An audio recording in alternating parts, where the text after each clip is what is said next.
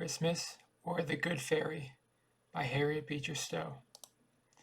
Oh dear, Christmas is a fortnight, and I've got to think up presents for everybody, said young Ellen Stewart. She leaned languidly back in her chair. Dear me, it's so tedious. Everybody has got everything that can be thought of. Oh no, said her confidential advisor, Miss Lester, in a soothing tone. You have means of buying everything you can fancy, and when every shop and store is glittering with all manner of splendors, you cannot surely be at a loss. Well, now just listen to begin with. There's Mamma. What can I get for her? I have thought of ever so many things. She has 3 card cases, 4 gold thimbles, 2 or 3 gold chains, 2 writing desks of different patterns, and then as to rings, brooches, boxes, and other things. I should think she might be sick of the sight of them. I am sure I am, said she, languidly gazing on her white and jeweled fingers. His view of the case seemed rather puzzling to the advisor, and there was silence for a few moments, when Alan, yawning, resumed. And then there's cousins Jane and Mary. I suppose they'll be coming down on me with a whole load of presents, and Mrs. B will send me something. She did last year. And then there's cousin William, Tom. I must get them something.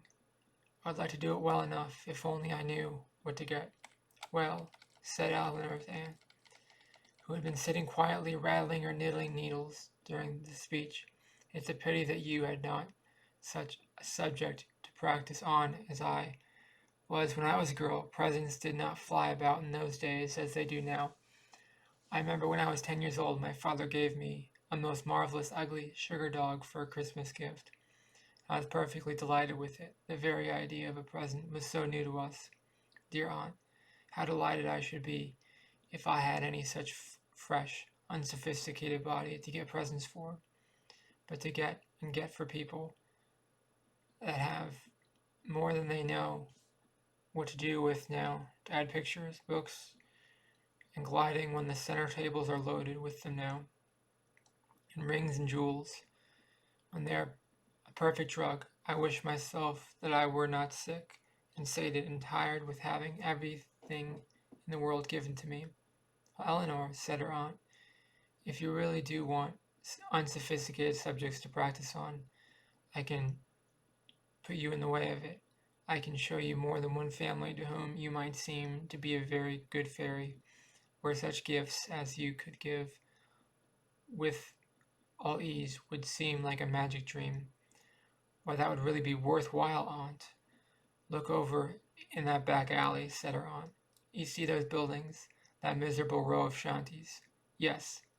Well, I have several acquaintances there who have been tired of Christmas gifts, or gifts of any kind. I assure you, you could make quite a sensation over there.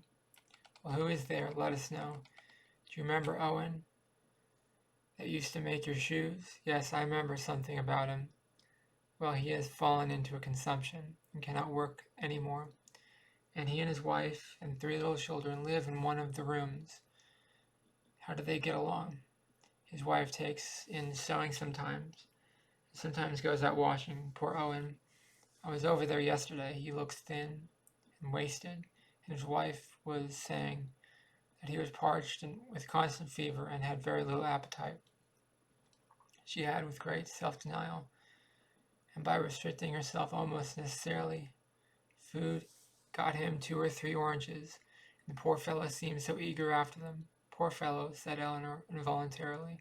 Now, said her aunt, suppose Owen's wife should get up on Christmas morning and find at the door a couple of dozen oranges, and some of those nice white grapes, such as you had at your party last week. Don't you think it would make a sensation?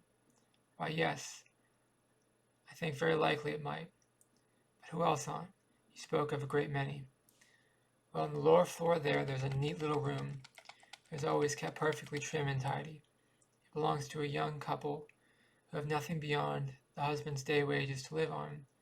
They are nevertheless as cheerful and chipper as a couple of wrens, and she is up and down half a dozen times a day to help poor Mrs. Owen. She has a baby of her own and about 5 months old. Of course, does all the cooking, washing, and ironing for herself and her husband. And yet when Mrs. Owen goes out to wash, she takes her baby and keeps a whole days for her. I'm sure she deserves that the good fairies should smile on her, said Eleanor. One baby exhausts my stock of virtues very rapidly. You ought to see her baby, said Aunt E, so plump, so rosy and good-natured, and always clean as Lily. This baby is a sort of household shrine. Nothing is too sacred or good for her, but I believe the little thrifty woman feels only one temptation to be extravagant. That is to get some ornaments to adorn her, this little divinity. Why? Did she ever tell you so?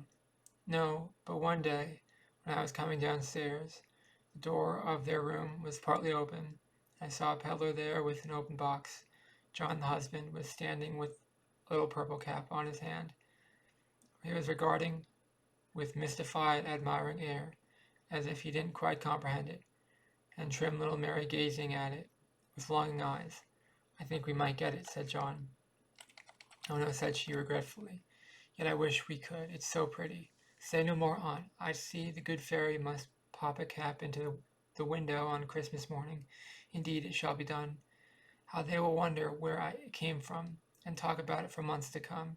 Well then, continued her aunt, in the next street to ours there is a miserable building that looks as it were just going to topple over, and away up in the 3rd story, in a little room just under the eaves, live 2 poor lonely old women. They are both nearly on to 90. I was in there a day before yesterday, one of them constantly confined to her bed with rheumatism, the other weak and feeble, with failing sight and trembling hands, totters about, her only helper, and they are entirely dependent on charity. Can't they do a thing? Can't they knit? Said Eleanor. You are young and strong, Eleanor, and have quick eyes and nimble fingers. How long would it take for you to knit a pair of stockings? I, said Eleanor. What an idea. I never tried, but I think I could get a pair done in a week perhaps. And if somebody gave you 25 cents for them, out of this you had to get food and pay room rent and buy coal for your fire and oil for your lamp. Stop, Aunt, for pity's sake. Well, I will stop, but they can't. They must pay so much every month for that miserable shell they live in, or be turned into the street. The meal and flour that some kind of person sends goes off for them just as it does for others, and they must get more or starve, and coal is now scarce and high priced. Oh, Aunt, I'm quite convinced, I'm sure. Don't run me down and annihilate me with all these terrible realities. What shall I do to play good fairy to these poor old women? If you will give me full power, Eleanor, I will put up a basket to be sent to them. That will give them something to remember all winter. Oh, certainly I will. Let me see if I can't think of something myself. Well, Eleanor, suppose then, some 50 or 60 years hence, if you were old, and your father and mother, and aunts and uncles, now so thick around you, lay cold and silent in so many graves. Yet something got away off to a strange city, where you are never known. You live in a miserable garret, where snow blows at night and through the cracks, and the fire is very apt to go in the old crooked stove. You sit crouching over the dying embers the evening before Christmas, nobody to speak to you, nobody to care for you except another poor old soul who lies moaning in the bed. Now, what would you like to have sent you? Oh, Aunt, what a dismal picture. And yet Ella, all poor, forsaken old woman, and made of young girls, who expected it in their youth as little as you do, perhaps. Say no more, Aunt. I'll buy, let you see, a comfortable warm shawl for each of these poor women, and I'll send them, let me see, oh, some tea. Nothing goes down with old women like tea, and I'll make John wheel some coal over to them. And Aunt, it would not be a very bad thought to send them a new stove. I remember the other day, when Mom was pricing stoves, I saw some such nice ones for $2 or $3 for a new hand, Ella. You work up the idea very well, said her aunt. How much ought I to give for any one case to these women, say, "How much did you give last year for any single Christmas present?" "Why, $6 or $7 for some." "Those elegant souvenirs were $7. The ring I gave Mrs. B was $20. And do you suppose Mrs. B was any happier for it? No, really, I don't think she cared much about it. But I had to give her something, because she had sent me something the year before, and I did not want to send a paltry present to one in her circumstances." And Ella gave the same to any poor, distressed, suffering creature who really needs it, and see in how many forms of good such a sum will appear. That one hard, cold, glittering ring, that now cheers nobody and means nothing.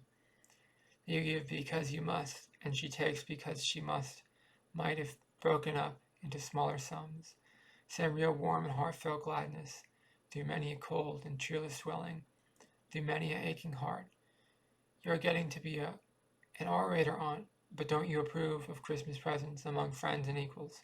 Yes, indeed, said her aunt, fondly stroking her head. I had some Christmas presents that did me a world of good. A little bookmark, for instance, as a certain niece of mine worked for me, and with wonderful secrecy 3 years ago, when she was not a young lady with a purse full of money. That bookmark was a true Christmas present, and my young couple across the way are plotting a profound surprise to each other on Christmas morning. John was contrived, by an hour of extra work every night, to lay by enough to get Mary a new calico dress, and she, poor soul, has bargained away the only thing in the jewelry line she ever possessed, to be laid out on a new hat for him. I know, too, a washerwoman who has a poor lame boy, a patient, gentle little fellow, who has lain quietly for weeks and months in his little crib, and his mother is going to give him a splendid Christmas present. What is it, pray? A whole orange. Don't laugh.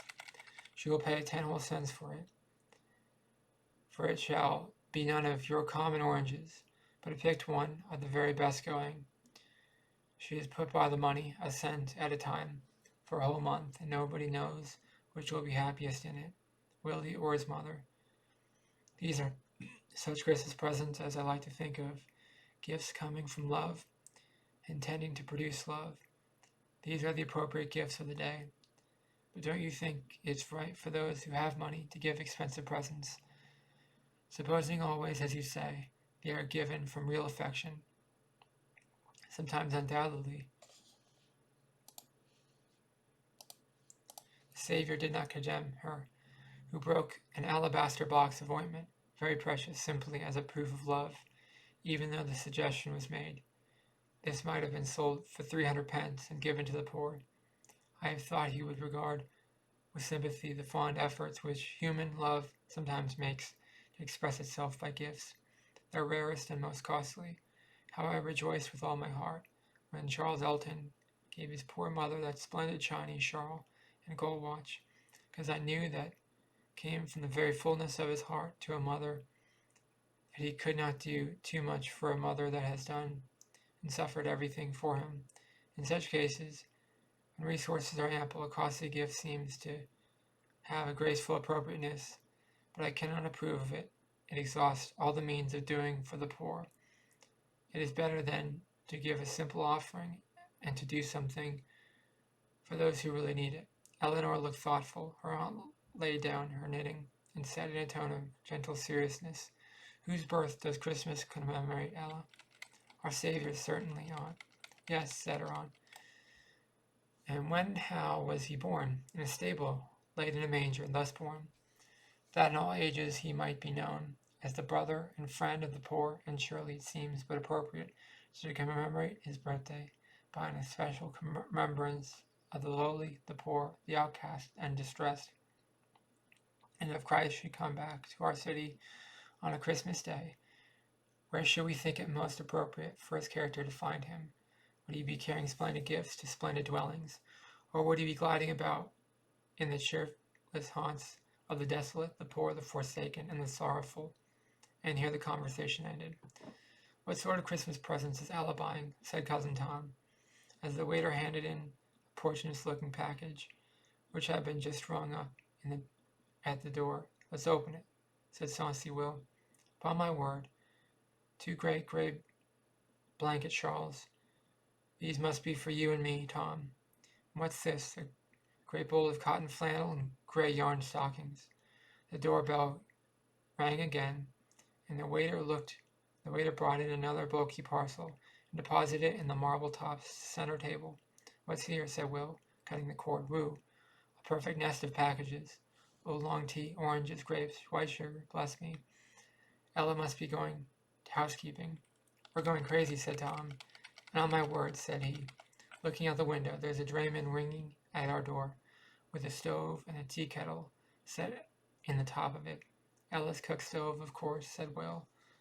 And just at that moment, the young lady entered, with her purse hanging gracefully over her hand. Now, boys, you are too bad, she exclaimed, as each of the mischievous youngsters were gravely marching up and down, attired in a gray shawl. Didn't you get them for us? We thought you did, said both. Ella, I want some of that cotton flannel to make me a pair of pantaloons, said Tom. I said, Ella, says Will. When are you going to housekeeping? Your cooking stove is standing down in the street. Upon my word, John is loading some coal on the dray with it. Ella, isn't that going to be sent to my office, said Tom. Do you know I do so languish for a new stove with a tea kettle on the top to heat a fellow's shaving water. Just then, another ring at the door, and a grinning waiter handed in a brown paper parcel for Miss Ella. Tom made a dive at it, and starting off the brown paper, developed a jaunty little purple velvet cap with silver tassels. My smoking cap, as I live, said he, only I shall have to wear it on my thumb instead of my head. Too small entirely, said he, shaking his head gravely. Come, you saucy boys, said Auntie, entering briskly. What are you teasing Ella for? Why do you see this lot of things, Aunt? What in the world is Ella going to do with them? Oh, I know. You know, then I can guess, Aunt. It is some of your charitable works. You're going to make a juvenile lady bountiful of eh? Ella, who had colored to the roots of her hair at the expose of her very unfashionable Christmas preparations, now took heart and bestowed a very gentle and salutatory little cuff of the saucy head that still wore the purple cap, then hastened to gather her up various purchases. Laugh away, said she, gaily, and a good many others will laugh too. Over these things, I got them to make people laugh, people that are not in the habit of laughing. Well, well, I see into it, said Will, and I tell you, I think right well of the idea too. There are worlds of money wasted at this time of the year in getting things that nobody wants and nobody cares for after they are got, and I am glad for my part that you are going to get a variety in this line. In fact, I should like to give you one of these stray leaves to help on, said he, dropping a $10 note into her paper. I like to encourage girls to think of something besides breastpins and sugar candy. But our story spins on too long. If anybody wants to see the results of Ella's first attempts at good fairyism, they can call the doors of 2 or 3 whole buildings on Christmas morning, and they shall hear all about it.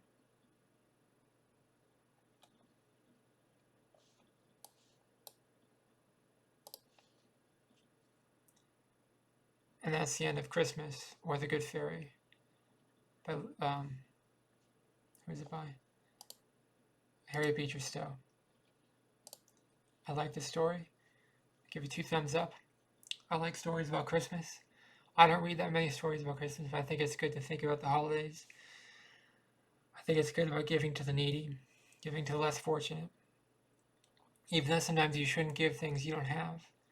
Sometimes you shouldn't help people with things that you can't afford to help them with because you don't have enough money to help everyone. You only have some money, you don't have money to help everyone, but it can be hard to decide what to help people with, and that's a decision you've got to make, what you want to help people with. But you should give money to the poor, and you should try to help people. I firmly believe in that. Let me know in the comments below, what did you think of the story? Please subscribe to this channel to be a part of the community. And please like this video, it really helps the channel out a lot. Thank you for watching. Have a great day. Bye-bye.